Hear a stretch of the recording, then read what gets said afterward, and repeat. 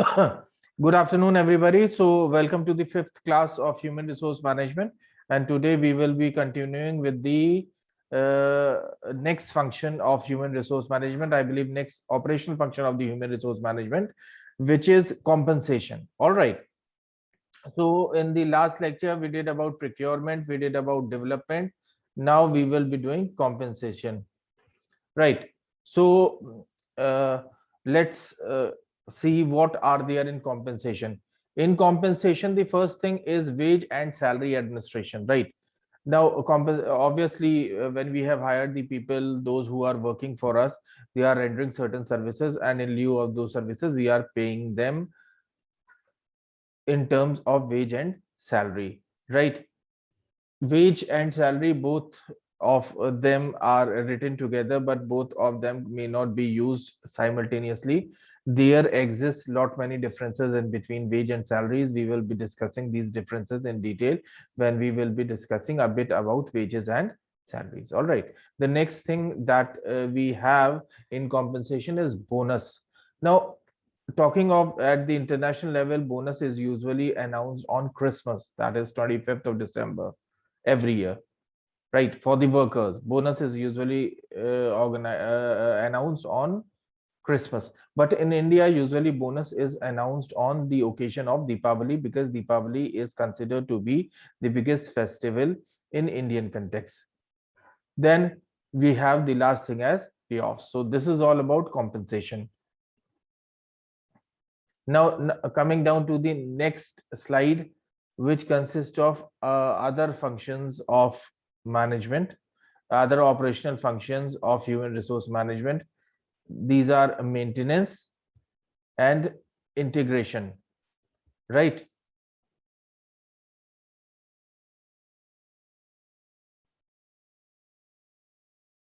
Now coming down to the next, what is the next function? What is there on the screen? Integration. Nasat, read them one by one. In integration, what do we have? What is the first sub function in integration? Nasat, are you there? Nasat Jamal? Hello? Am I audible? Hello? Hello? Am I audible to all of you? Yes, sir. Integration के functions read करिए ना sir जरा सा. पहला function क्या लिखा है integration में? स्लाइड नजर आ रही है आपको? हेलो हेलो बेटा, स्लाइड आपको नजर आ रही है? हेलो, स्लाइड आप लोगों को दिखाई दे रही है? प्लीज मुझे जवाब दें. इंटीग्रेशन में पहला फंक्शन रीड करें, क्या लिखा हुआ है? Grievance redressal. ग्रीवेंस रिड्रेसल, ये इंटीग्रेशन का पहला फंक्शन है. दूसरा फंक्शन क्या है? Collective bargaining. तीसरा? Conflict management. चौथा? सर चौथा नहीं है, तीसरा. चौथा नहीं है, तीन फंक्शन है. तो सबसे पहले integration. This terminology has got its origin from integration means to integrate, right? Now, grievance procedure or grievance handling. Grievance handling is one of the key process of human resource management. What is happening when people from different economical background, from different cultural background, from different regional background, from different family background works together, right? Many of the time it happens that it is very difficult to establish cooperation and coordination amongst them. Moreover, there are things in relation to the working conditions. I'm sorry, I was all going in English. Let me switch over in Hindi. कई बार ऐसा होता है कि हमारी organisation में जो लोग काम करते हैं वो अलग अलग बैकग्राउंड से आते हैं, अलग अलग क्षेत्र से आते हैं, अलग अलग फैमिली से आते हैं, अलग अलग आर्थिक बैकग्राउंड से आते हैं. तो उसमें होता क्या है, कई बार आपस में उन लोगों में कुछ कोऑपरेशन और कोऑर्डिनेशन स्टैब्लिश करने में कई बार इश्यूज होते हैं। प्लस कई बार ऑर्गेनाइजेशन रिलेटेड फैक्टर, चाहे वर्किंग कंडीशन से हो, चाहे सैलरीज से हो, चाहे सुपरविजन से हो, ठीक है, चाहे पॉलिसीज ऑफ द ऑर्गेनाइजेशन से, उनसे भी लोगों को प्रॉब्लम्स होती हैं। ऐसे सिचुएशन में क्या होता है या क्या किया जाना चाहिए या किस तरह से किया जाना चाहिए, वो चीजें देखना बहुत ज्यादा जरूरी है। और इस तरह की अगर कोई प्रॉब्लम क्रिएट हो रही है और काफी लोग उस प्रॉब्लम से जूझ रहे हैं तो उसको हम ग्रीवेंस कहते हैं। और जब भी इस तरह की कोई प्रॉब्लम हो रही है तो इस तरह की प्रॉब्लम को पूरी ढंग से सुना जाना चाहिए और इस तरह की प्रॉब्लम का पूरा ढंग से सोल्यूशन होना चाहिए। तो ये है आपका ग्रीवेंस हैंडलिंग। दूसरा क्या है इसमें नसद, आपने पढ़ा कलेक्टिव बार्गेनिंग। क्या लिखा है दूसरा, जल्दी से पढ़िए। Collective bargaining. कलेक्टिव बार्गेनिंग क्या है? कलेक्टिव बार्गेनिंग एक नेगोशिएशन प्रोसेस है, ठीक है। जैसे बार्गेनिंग शब्द इसमें मेंशन ही है। कलेक्टिव बार्गेनिंग के थ्रू मैनेजमेंट के और एम्प्लॉयज के रिप्रेजेंटेटिव्स बैठ के बात करते हैं उन मुद्दों पे जिन मुद्दों पे एग्रीमेंट नहीं हो पा रहा है, जिन मुद्दों पे रजामंदी नहीं हो पा रही है। दोनों एक दूसरे की बात, अपनी बात रखते हैं, एक दूसरे की बात समझते हैं और ऐसा रास्ता निकालते हैं कि दोनों के हित के अनुसार उस पर्टिकुलर प्रॉब्लम का सलूशन, उस पर्टिकुलर प्रॉब्लम का उपाय हो जाए। तीसरी और आखिरी चीज इसमें है कॉन्फ्लिक्ट मैनेजमेंट, ठीक है। किसी भी ऑर्गेनाइजेशन के लिए कॉन्फ्लिक्ट एक अच्छी चीज नहीं है, ठीक है। तो ऐसी सिचुएशन में क्या होता है? ऐसी सिचुएशन में ये होता है कि साहब वो कॉन्फ्लिक्ट किसी तरह, मतलब कॉन्फ्लिक्ट रिजॉल्व किया जाता है, कॉन्फ्लिक्ट रिजॉल्व करने की कोशिश की जाती है कि जो भी कॉन्फ्लिक्ट एग्जिस्ट कर रहा है उसको किसी तरीके से रिजॉल्व किया जाए ताकि ऑर्गेनाइजेशन एज अ होल पे उस कॉन्फ्लिक्ट का कोई बुरा प्रभाव ना पड़े, ठीक है। तो ये हो गया इंटीग्रेशन में, ताकि आपकी ऑर्गेनाइजेशन इंटीग्रेट होके रहे उसके लिए आप कलेक्टिव बार्गेनिंग का सहारा लेते हैं, उसके लिए ग्रीवेंस हैंडलिंग का सहारा लेते हैं, उसके लिए आप जो है कॉन्फ्लिक्ट मैनेजमेंट का सहारा लेते हैं। पांचवा और आखिरी फंक्शन होता है operational function of human resource management is maintenance. अब मेंटेनेंस में क्या है भाई, आपने एक अच्छी वर्कफोर्स को प्रोक्योर कर लिया, उस वर्कफोर्स को डेवलप कर लिया, उस वर्कफोर्स को इंटीग्रेट करके रख लिया। अब वो वर्कफोर्स हमेशा कॉम्पिटेंट रहे, इसके लिए आपको उस वर्कफोर्स को मेंटेन करना पड़ेगा। अब मेंटेनेंस के तहत क्या क्या फंक्शंस आते हैं उनको देखते हैं। सबसे पहला फंक्शन जो मेंटेनेंस के तहत आता है वो है हेल्थ। ये आपके लिए बहुत ज्यादा जरूरी है कि आप एम्प्लॉय की हेल्थ का पूरा पूरा ख्याल रखें, ठीक है। अगर आपकी ऑर्गेनाइजेशन में ऐसी चीजें हैं जिनसे मतलब जिनसे ऑर्गेनाइजेशन की हेल्थ पे एडवर्स इम्पैक्ट पड़ सकता है तो उन चीजों को अवॉइड किया जाए, ठीक है। और अगर अवॉइड नहीं किया जाता है जा सकता है तो एम्प्लॉयज को सेफ्टी मेजर्स दिए जाएं, ठीक है, जो कि अगला पॉइंट है। जैसे कई जगहों पे टेक्सटाइल मिल्स हैं, टेक्सटाइल मिल्स में काम हो रहा है तो एनवायरनमेंट में कॉटन का फाइबर उड़ता रहता है, ठीक है। ऐसी जगहों पे एम्प्लॉयज को मास्क दिए जाते हैं क्योंकि उतना फाइन फाइबर होता है वो, या मैट्रिसेस की कंपनियां हैं उनमें भी ये चीज एनवायरनमेंट में होती है, तो वो आपकी नाक से होता हुआ आपके लंग्स में जाके डिपॉजिट हो जाता है और उससे इंसान को सांस की अस्थमा भी हो सकता है और इन सीवियर कंडीशन चोकिंग भी हो सकती है और इंसान की जान भी जा सकती है अगर किसी कोई ऑलरेडी एलर्जेटिक या एस्थमेटिक है तो, ठीक है।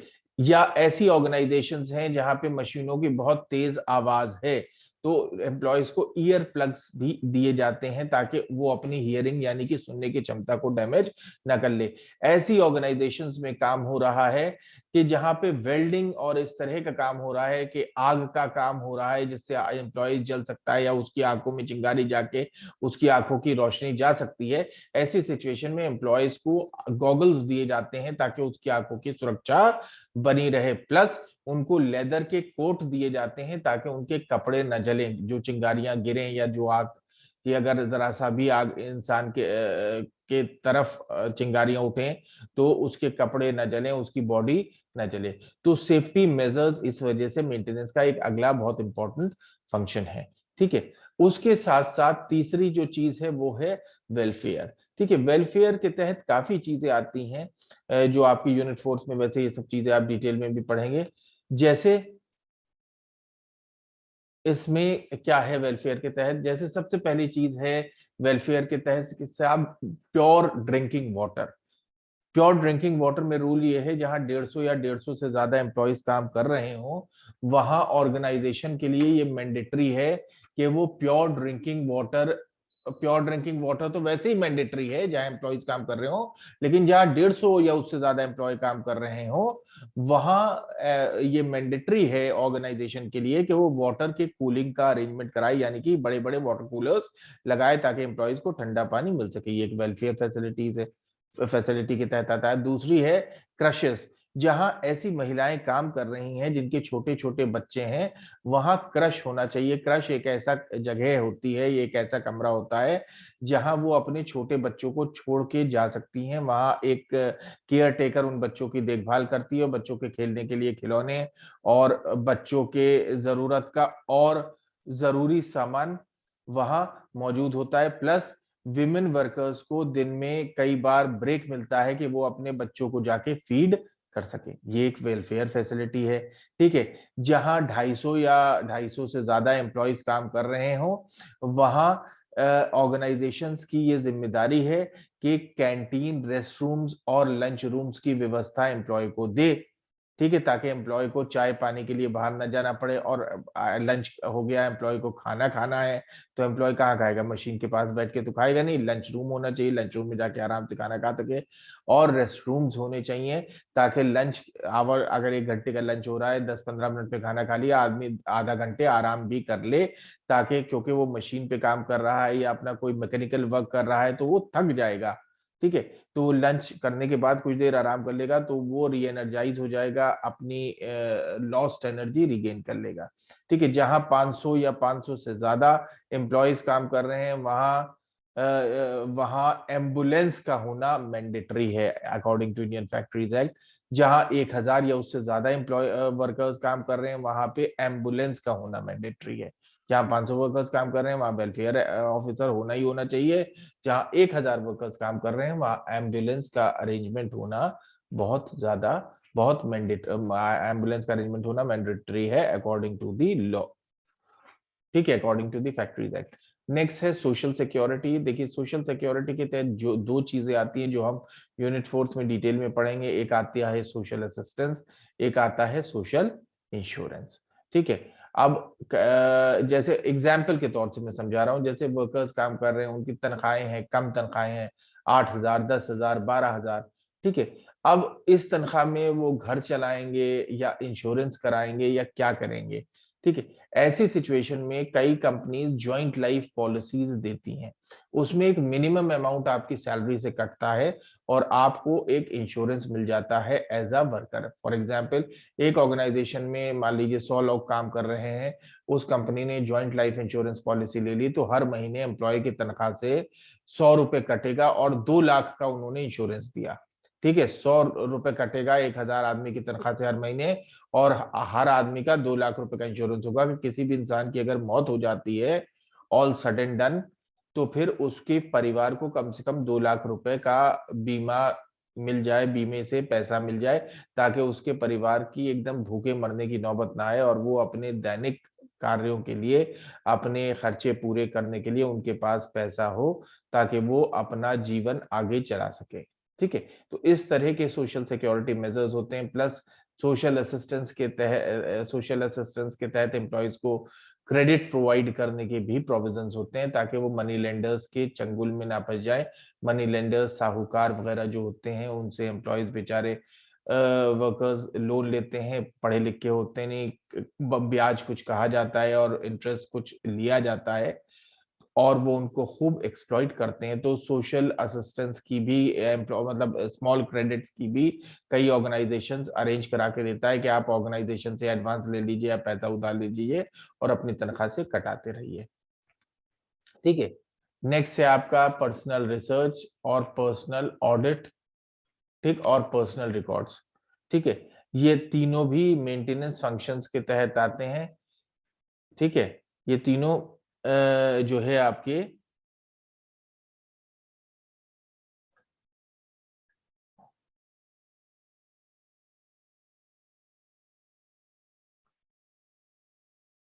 ठीक है, फिर आपका कहाँ थे हम लोग? हाँ, पर्सनल रिसर्च, ठीक है, अपने लोगों पे आप रिसर्च कंडक्ट करते रहते हैं मार्केट ये जानने के लिए कि उनका क्या नीड्स हैं, प्लस अलग अलग जॉब्स पे आप जॉब जो पे आप रिसर्चेस करते रहते हैं अपने पर्सनल्स के बारे में। एक ये ऑनगोइंग प्रोसेस है पर्सनल रिसर्च जो चलता रहता है। नेक्स्ट है पर्सनल ऑडिट। पर्सनल ऑडिट के तहत क्या होता है, आप अपने एम्प्लॉयज की ट्रेनिंग पे, आप अपने एम्प्लॉयज को मेंटेन करने पे पैसा खर्च कर रहे हैं तो आप उसका ऑडिट भी करते हैं कि आप जो पैसा खर्च कर रहे हैं अपने एम्प्लॉय पे उसका कोई फायदा हो भी रहा है या नहीं हो रहा है, ठीक है। नेक्स्ट पर्सनल रिकॉर्ड, आपके जितने भी लोग होते हैं आप उनका पूरा रिकॉर्ड रखते हैं ताकि जब जरूरत पड़े, जिस तरह की जरूरत पड़े, आपके पास उन अपने लोगों की वो पूरी इंफॉर्मेशन एग्जिस्ट करे, ठीक है। और मेरे ख्याल से कॉम्पेंसेशन उसमें एक क्या नाम है, इंटीग्रेशन में एक फंक्शन छूट गया था, participation of the employees, isn't it. तो पार्टिसिपेशन ऑफ द एम्प्लॉयज में क्या होता है, भाई एम्प्लॉयज ऑर्गेनाइजेशन में काम कर रहे हैं, उनको ये एहसास कराने के लिए कि वो भी ऑर्गेनाइजेशन का एक इम्पॉर्टेंट पार्ट है। जरूरी ये है कि उनको भी डिसीजंस में अलग अलग लेवल पे, या वो डिसीजंस पर्टिकुलरली जिसमें उनका इंटरेस्ट डायरेक्टली इन्वॉल्व है, या कोई टेक्नोलॉजिकल चेंज लाना है, या ऑर्गेनाइजेशन में कोई मेजर चेंज लाना है, इस तरह के डिसीजंस में एम्प्लॉयज का भी पार्टिसिपेशन कराया जाए ताकि एम्प्लॉयज अपने लेवल पे ये फील ना करें कि उनको ऑर्गेनाइजेशन का पार्ट नहीं समझा जाता है, ठीक है। इस वजह से participation of the employees in the management बहुत ज्यादा जरूरी हो जाता है। तो इस तरह से हम लोगों ने ह्यूमन रिसोर्स मैनेजमेंट के पांचों ऑपरेशनल फंक्शंस खत्म कर लिए। पांचों ऑपरेशनल फंक्शन जिसमें पहला फंक्शन था प्रोक्योरमेंट, दूसरा था डेवलपमेंट, तीसरा था कॉम्पेंसेशन, चौथा था इंटीग्रेशन और पांचवा और लास्ट फंक्शन था मेंटेनेंस, ठीक है। अब आ जाते हैं नेक्स्ट स्लाइड पे, ठीक है। ये तो हम लोग और कर चुके हैं, ठीक है। तो इसको अब हम लोग रिपीट नहीं करेंगे डिफरेंसेस को, हम आगे चलते हैं।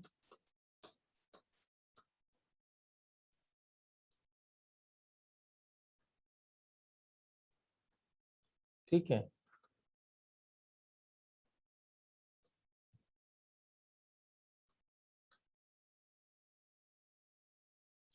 अब हम बात करते हैं इवोल्यूशन ऑफ एचआरएम की। ह्यूमन रिसोर्स मैनेजमेंट किस तरह से इवॉल्व हुआ, किस तरह से इसका ओरिजिन हुआ, किन किन फेजेस से ये गुजरा, ठीक है।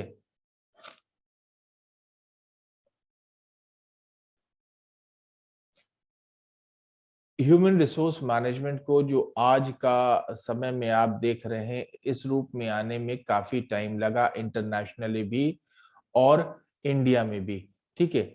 और इसके पीछे कई चीजें हैं जिसमें एक इम्पॉर्टेंट चीज है इंडस्ट्रियल इंडस्ट्रियल रिवॉल्यूशंस, ठीक है।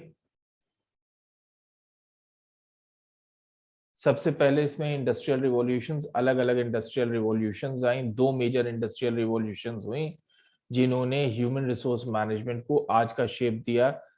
उस इंडस्ट्रियल रिवॉल्यूशन के बाद एक नेक्स्ट बहुत इंपॉर्टेंट कंसेप्ट आया था साइंटिफिक मैनेजमेंट, जो एफ.डब्ल्यू. टेलर यानी कि फ्रेडरिक टेलर ये कंसेप्ट लेके आए थे। उन्होंने साइंटिफिक मैनेजमेंट का कंसेप्ट दिया था और काफी इनका कंसेप्ट कामयाब भी हुआ था। उसके बाद फिर ट्रेड यूनियन मूवमेंट आता है, वर्कर्स आपस में संगठित हुए, उन्होंने ये देखा कि अगर उन्हें अपना अधिकार पाना है तो उन्हें अपना अधिकार के लिए लड़ाई लड़नी पड़ेगी। तो वर्कर्स ने अपने अपने ट्रेड यूनियंस बनाए और इन ट्रेड यूनियंस ने संघर्ष किया और एम्प्लॉयज के राइट्स अटेन किए, कानून बने जिसके तहत एम्प्लॉयज को प्रोटेक्शन प्रोवाइड किया गया, लीगल प्रोटेक्शन प्रोवाइड किया गया, ताकि जो इंडस्ट्रियलिस्ट थे वो जो भी एक्सप्लॉइटेशन कर रहे थे एम्प्लॉयज का, वर्कर्स का, उस एक्सप्लॉइटेशन से उन वर्कर्स को बचाया जा सके। फिर आया human relation movement. Human relation movement में एम्प्लॉयज समझा गया कि वो भी ह्यूमन बीइंग है, वर्कर्स को वर्कर्स समझा गया कि वो भी ह्यूमन बीइंग्स हैं, उनकी भी जरूरतें हैं, उनकी जरूरतों को समझा जाए और उनके साथ इंसान वाला सलूक किया जाए, ना कि उनको टूल समझा जाए, ठीक है। नेक्स्ट आया फिर आपका ह्यूमन रिसोर्सेज अप्रोच, जिसमें आपने ह्यूमन बीइंग को एक रिसोर्स के तरह कंसिडर किया। ठीक है, जैसे बाकी रिसोर्सेज को आप मानते हैं वैसे ही ह्यूमन बीइंग को एक रिसोर्स के तहत कंसिडर किया गया इस टाइम पे। ठीक है, अब अलग अलग कंसेप्ट्स थे अलग अलग वक्त में जब ह्यूमन रिसोर्स मैनेजमेंट इवॉल्व हो रहा था। तो उसके तहत सबसे पहला कंसेप्ट आता है द कमोडिटी कंसेप्ट। ठीक है, सबसे पहला कंसेप्ट है ह्यूमन रिसोर्स मैनेजमेंट के इवोल्यूशन में जो कहलाता है कमोडिटी कंसेप्ट। ठीक है, कमोडिटी कंसेप्ट में क्या है, यहाँ पे लेबर को एक कमोडिटी के तौर से माना जाता था।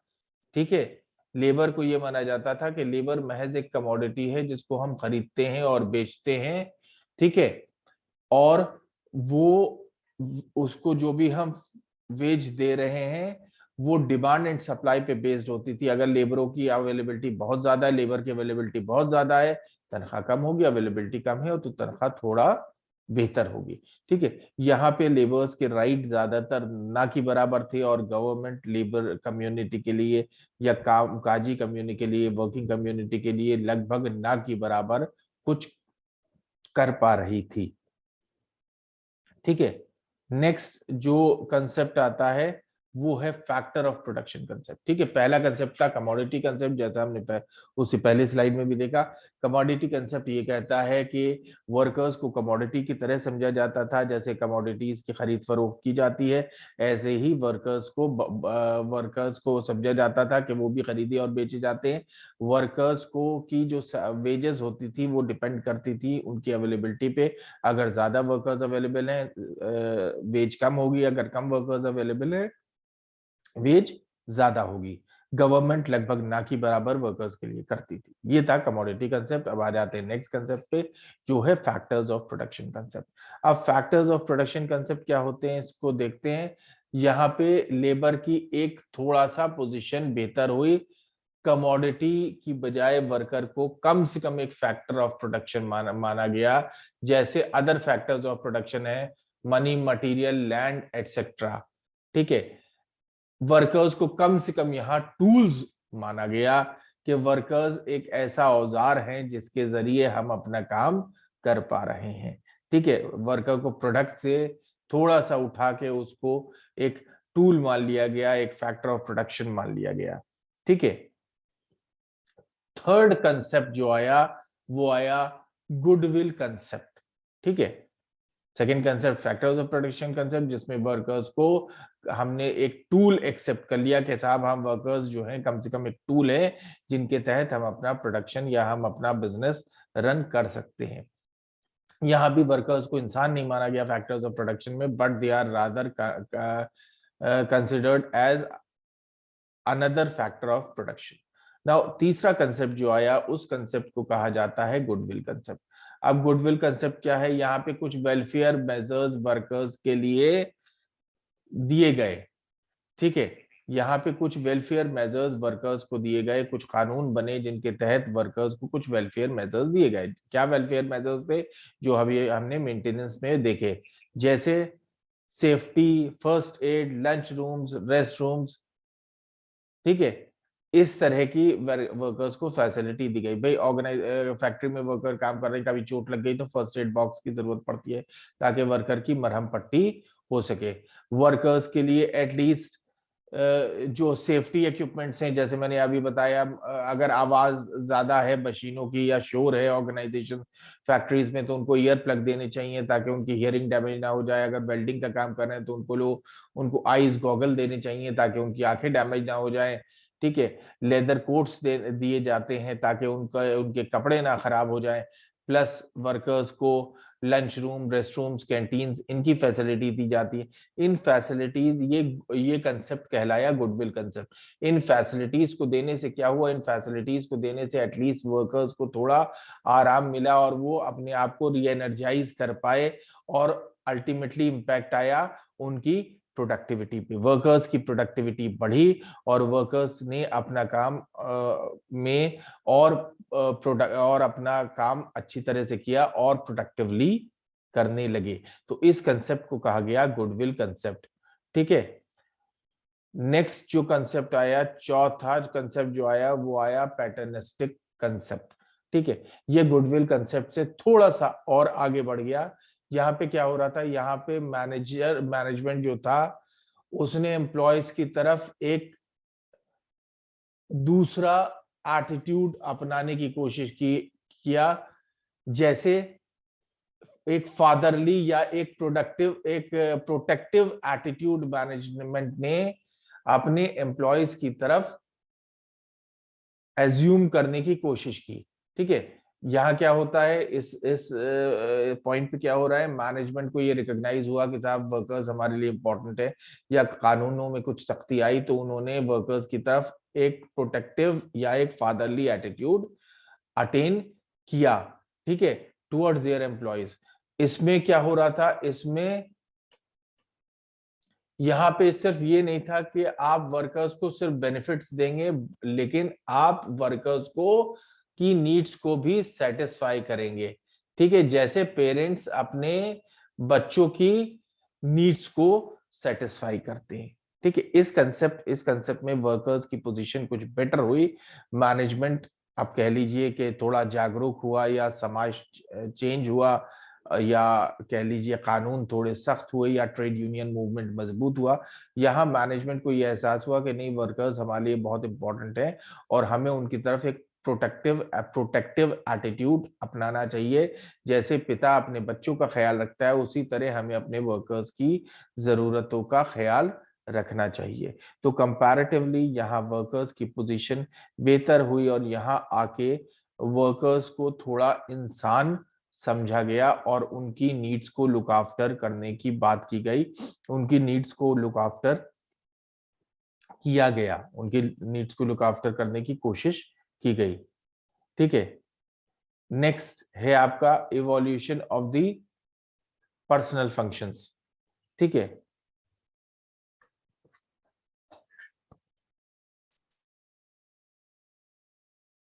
नेक्स्ट है आपका द ह्यूमैनिटेरियन कंसेप्ट। ठीक है, पेरेंट्स वाले अप्रोच के बाद जो आपका कंसेप्ट आया वो ह्यूमैनिटेरियन कंसेप्ट था। यहाँ पे क्या था, यहाँ पे क्या हुआ, to improve productivity physical social and psychological needs of the workers must be met. ठीक है, एज मेल, यहाँ क्या हो रहा है, यहाँ ये समझा गया कि वर्कर्स की प्रोडक्टिविटी बढ़ाने के लिए उनकी फिजिकल सोशल और साइकोलॉजिकल नीड्स को सेटिस्फाई किया जाना चाहिए। ठीक है, अब ये कैसे किया जाएगा, यहां पे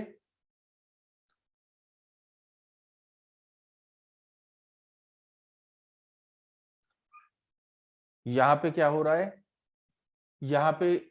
यहाँ पे मैनेजमेंट क्या करने की कोशिश कर रहा है, यहाँ पे मैनेजमेंट ने ये कोशिश की कि वर्कर्स की प्रोडक्टिविटी हम इम्प्रूव कैसे कर सकते हैं। तो मैनेजमेंट को ये पता लगा वर्कर्स की प्रोडक्टिविटी हम इम्प्रूव कर सकते हैं उनके फिजिकल सोशल और साइकोलॉजिकल नीड्स को मीट आउट करके। ठीक है, फर्दर मनी एक ऐसा फैक्टर है जो आउटपुट डिटरमाइन करने के लिए अल्टीमेट फैक्टर नहीं है।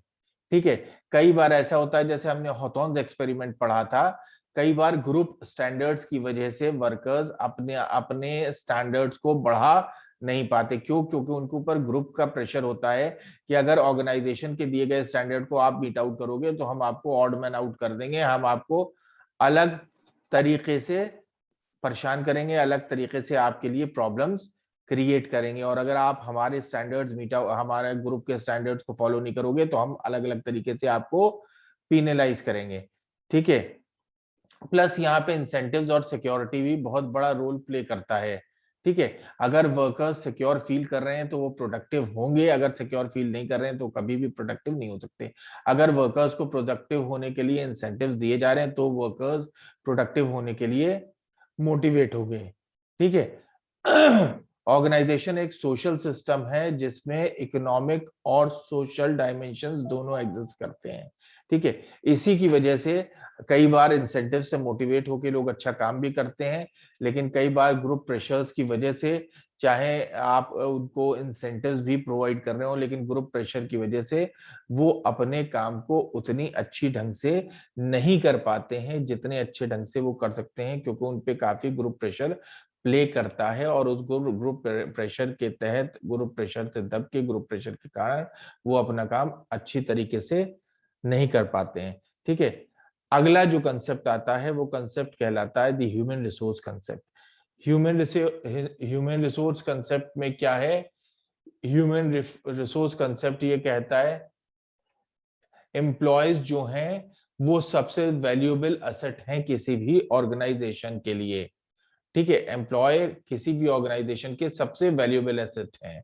ठीक है, और एम्प्लॉयज के लिए कॉन्शियस एफर्ट करना चाहिए, ताकि एम्प्लॉयज के लिए कॉन्शियस एफर्ट्स करना चाहिए ताकि एम्प्लॉयज सेटिस्फाई रहें आपके, क्योंकि जब आपके एम्प्लॉयज सेटिस्फाई होंगे ऑर्गेनाइजेशन से, तब वो ऑर्गेनाइजेशन में पूरी ईमानदारी के से काम करेंगे और आपकी ऑर्गेनाइजेशन के गोल्स को पूरी तरह से अचीव करने की कोशिश करेंगे और पूरी तरह से अचीव करेंगे। ठीक है, अब कुछ इमर्जिंग कंसेप्ट्स की बात कर लेते हैं। ह्यूमन रिसोर्स के तहत कुछ इमर्जिंग कंसेप्ट्स हैं, उनकी बात कर लेते हैं। ठीक है, आजकल के वक्त में जो इमर्जिंग कंसेप्ट है उसके बारे में बात करेंगे। यहाँ पे एम्प्लॉयज को हमें पार्टनर के तौर से एक्सेप्ट करना चाहिए कि वो प्रोग्रेस ऑफ द कंपनी, जो कंपनी की प्रोग्रेस हो रही है वो इसलिए हो रही है कि एम्प्लॉय एक हिस्सेदार की तरह, एक पार्टनर की तरह काम कर रहे हैं। ठीक है, एम्प्लॉयज को एक फीलिंग एम्प्लॉयज में जनरेट करना, ये हमारा काम है कि ऑर्गेनाइजेशन एम्प्लॉय की अपनी है और मैनेजर्स जो हैं वो better quality of working life और better quality of working environment employees को दें, प्लस उनको अपॉर्चुनिटीज दें ताकि वो अपने पोटेंशियल को एक्सप्लॉइट कर सकें पूरी तरह से और प्रोडक्टिव हो सके और बढ़िया तरीके से काम कर सकें। और यहाँ पे मैनेजमेंट का फोकस होना चाहिए ह्यूमन रिसोर्स डेवलपमेंट पे। ठीक है, ह्यूमन रिसोर्स के ओवरऑल डेवलपमेंट पे मैनेजमेंट का फोकस होना चाहिए। ठीक है, तो ये आपका emerging concepts of human resource management थे। ठीक है, जो इमर्जिंग कंसेप्ट्स हैं। ठीक है, अब आ जाते हैं